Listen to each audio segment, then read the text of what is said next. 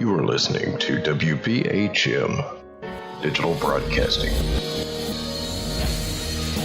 the best in paranormal talk radio.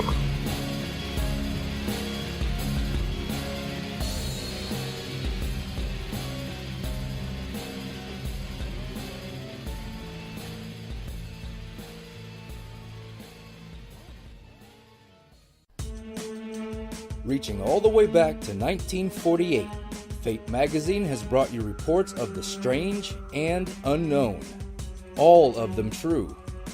Fate Radio is carrying on that tradition. Here is your host of Fate Radio, Kat Hobson. Good evening and welcome to Fate Magazine Radio. I am so excited to be here tonight. I hope that y'all are too, because this is going to be a great show. I do not normally do cryptids and monsters and things of that nature. That's not what I investigate, but I'm always fascinated when I come across a story that, well, I guess it really is an experience, not so much a story, about something strange and unknown that was encountered by multiple people. And that's what we're going to discuss tonight with my guest, Andrew Smith. But before we get there, I just have to tell you that I am so excited. I know that y'all totally enjoy Ghost Talk with 187 PI and the, and the Paranormal Pride, as well as Paranormal Experienced. But we are adding shows for your enjoyment.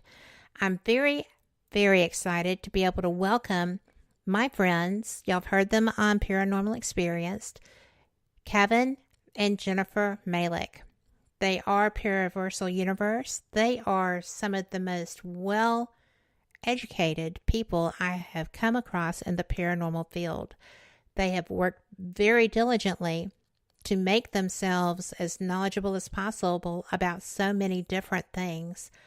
And Jennifer is psychic. She's also a demonologist. They're both paralogians.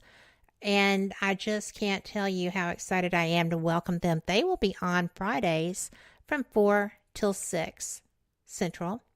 And I'm going to tell you about the others too. But right now, before we get any further, I want to welcome Andrew Smith. Hi, Andrew. Hi. Thanks for having me on today. I really appreciate it. Well, thanks for being here. No problem. I am very pleased. I know that the Flatwoods Monster experience was back in the 50s. Mm-hmm. But when I started researching this, as we discussed, I had no idea that there were so many monsters of different natures in West Virginia. Yeah, there's quite a plethora. I don't know if that's common or not in other states, or if maybe the legends just aren't well known enough for me to know. But I feel like West Virginia has an inordinate amount of different monsters, alien activity, paranormal activity, ghost activity, more than we should. It kind of feels like, but it just seems to be the way it is. Well, it is unusual, I think, especially given the size of the area that all these things show up in. Yeah. Do you think it's because maybe it's a less populous area? Or what would you attribute that to if you were just to take a guess? I suppose that's possible, especially when it comes to the alien, cryptid, and that sort of thing, type sightings. We have so much wilderness, and we have such a dark night sky as well, that sort of allows us to have maybe a little bit better peek into the into the night sky that maybe most people don't have, with maybe more light pollution and that sort of thing, and a little bit less development. Like, for example, I live in a small town called Gassaway, in West Virginia, and which is in Braxton County. And though it's a town that's developed, there's a lot of houses built relatively close together, and grid-like streets and that sort of thing. you don't have to go very far to where you're right beside of woods. Like I live one street off of Main Street, and right behind our house is woods, and it just goes back, up on a hill. So, the proximity to wildlife and to untamed landscape and that sort of thing is, it's pretty close. There's not many buffers. It feels like there's not very many buffers in West Virginia. I would agree with that. I was there last summer. I was attending an event at the Lake Shawnee Abandoned Amusement Park. Okay.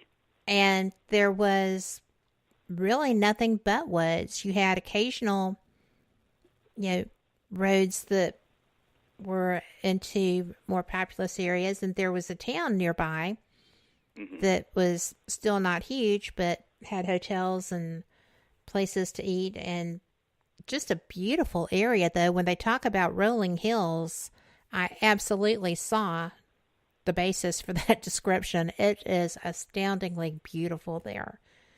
Yeah. So if I were an alien or a UFO, I would probably want to go there too. Yeah. But it just is really bizarre how isolated so many areas are in this day and time. Yeah, and I think probably has a lot to do with our terrain and geography, because, like you said, how hilly it is and mountainous it is. We tended to, and still tend to, develop along, small flats that we can find, hollows, along rivers and river intersections. But between all those developments are usually large hills and mountains, that just kind of don't make a lot of sense to develop up them or through them, especially, back, pre-1950s. But even still today, for the most part, you sort of just develop right along rivers, and then all the hills and mountains kind of get left alone. I saw that. I just cannot imagine. I'm familiar, obviously, with your monster. And, well, I say your monster as if that is entirely your personal monster.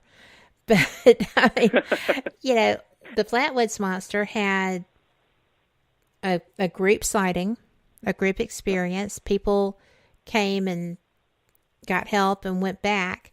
The Mothman is another that's in your area, not far. And he actually chased people. He got up to 80 miles an hour. Yeah. And kept with their car. Yeah. So, I believe the Mothman has, maybe upwards of 10, maybe more, different encounters that all bear striking resemblance. I think that makes it, somewhat reasonable to assume that they were all related experiences. yes. When you have more than one and they're all credible witnesses and they're all the same background, I would agree with you. Mm-hmm. But with the Flatwoods Monster, this was a one-time sighting, am I right? Well, it kind of, we're not really sure. There are actually several stories that when you hear them recounted, given they all happen within a similar time period, like within days, weeks of each other, and the way that they tell the stories, they feel like they should be related. Whether they are conclusively or not, would be it'd be uncertain to know that for sure. But they feel similar. Of course, the main most famous sighting that took place September 12th, 1952 in Flatwoods is the one most people know about. But there was actually another occurrence that happened that next night, about 10 or 15 miles south. Oh, my. And then there's actually another story that just came to light within the last 3 or 4 years of a couple of friends in Heaters, West Virginia, which is about 10 miles north of Flatwoods, that had an experience that the remaining living eyewitness, when she told her story at the time. She's since passed away. She's always felt was similar, but she never went to the authorities. The only people that she ever talked to about it were her close family and friends, and she wrote diary entries about it from back in the time that have since come to light. Her family has, let investigators see them, within the last couple of years, and everything seems to be credible as far as the paper appears to be old. Like, it doesn't seem like a new forgery or anything like that. And her story is that she retold in these diary pages is quite compelling and scary as well. And based on her description, which isn't exactly what you see with the Flatwoods Monster, I think you could very reasonably put it together that given different witnesses at different locations could see the same, essentially see the same thing, but give, slightly different depictions. That is interesting. I had no idea. Yeah, it's actually kind of little known. Like I said, I became aware of it maybe about 2 years ago now, and we have information on it here at the museum, and it was also reported on in Small Town Monsters documentary, Flatwoods Monster: A Legacy of Fear. It's retold in that story, in that documentary as well. But otherwise, I don't know of it ever really being shared or retold in any other documentaries, any TV shows, any books. It's still a pretty newly discovered story. Well, I find that fascinating. And you said that you do have the information there in the museum. Do you have her diaries? No, they were actually, the way that she kept her stories was she just on her typewriter, she would just sit down and type pages, and she kept all the pages together. And I believe it was her granddaughter, was cleaning out her house after she passed away and found them. Her grandmother had shown them to her years previously, but had lost track of them. And as they were going through her home, she found them again. And once I got to meet this young lady that lives here in Braxton County, she told me about these pages, and she said, if I can remember, I'll try to remember to bring these in to you so you can look at them and scan them. So, a month or two went by, and she ended up bringing them to me, just 3 pieces of paper folded up tightly in an envelope, and said, these are the pages that I told you about that have to do with, my grandmother's experience that we think is related to the Flatwoods Monster. So I took those and scanned them at very high DPI, and then put them back in the envelope and gave them back to her, but mainly because they were so fragile and thin, I was afraid to, mess them up or tear them. So I kept them for as short a time as possible because I wanted the family to, be able to retain them and keep them. Well, I hope that they save those for posterity and get them in protective coverings so that they're able to be kept in as good of shape as it is now. Well, I know that I'm pretty sure that the paper they were written on and the envelope they're kept in are both acid-free.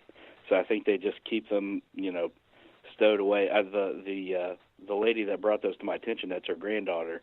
She, her grandmother was her favorite. That was her favorite person in her life, and so she holds those near and dear. And I think she would take a bullet for those. I understand that. I do understand that because, you don't want to lose a part of something and someone that matters that much to you. Yeah. Well, can you take people kind of through the actual experience? I understand that you are quite good at sharing this information, and you're very involved in maintaining the legacy. Well, I'd be happy to, to sort of retell the stories for people, especially,